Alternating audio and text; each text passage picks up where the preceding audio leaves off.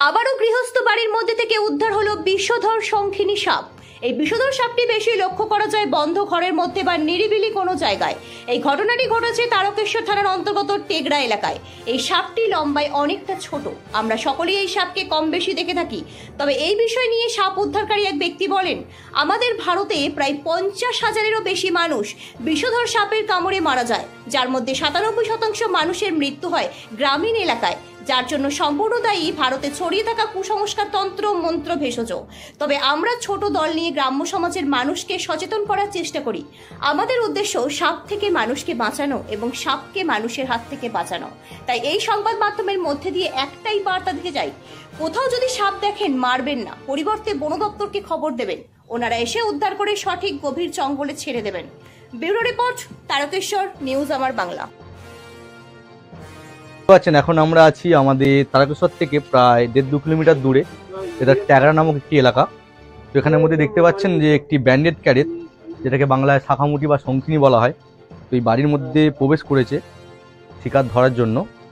তো একে বাংলায় শঙ্খিনী, আহিরাজ, শাখামুটি, তো বিভিন্ন জায়গায় বিভিন্ন নামে জানা হয়ে থাকে।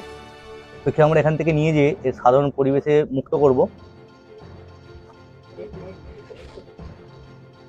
দেখতে পাচ্ছেন খুবই সুন্দর একটি ব্যান্ডেড ক্রেট এবং খুবই বিষধর।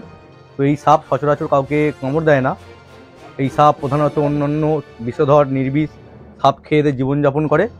দেখতে পাচ্ছেন খুবই সুন্দর ব্যান্ডেড ক্রেট, যেটাকে বাংলায় শাখামুটি বা শঙ্খিনী বলা হয়। এর মধ্যে কিন্তু নিউরোটক্সিন ভেনম পাওয়া যায়।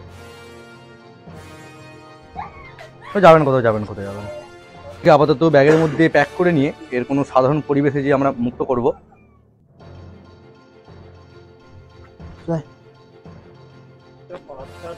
বাচ্চা এগুলো অনেক বড় হয়।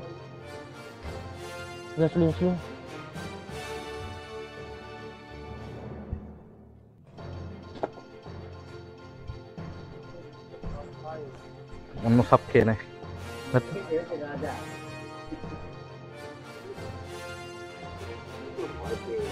বেরিয়ে যাচ্ছে, ব্যাগটা ফুটো আছে। আরে ডিপে থাকে দিন তো, আরে দেখুন তো, হ্যাঁ ডিপে দিন, ব্যাগটা ফুটো হয়ে গেছে দেখছি। এই ব্যাগটা তুলে নে। ওই রে সঞ্জু, শিখতে থেকে সরো ডিপে দাও, ফুটো করতে হবে, কিছু থাকে দাও। ঢোক না,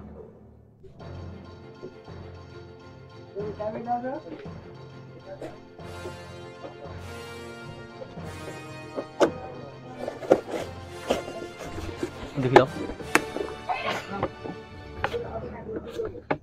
হ্যাঁ হয়ে যাবে পৌঁছা আছে তো।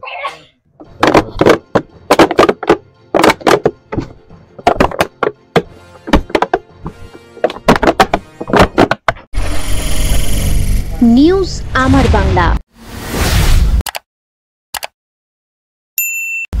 বাংলার মানুষের কথা বলে।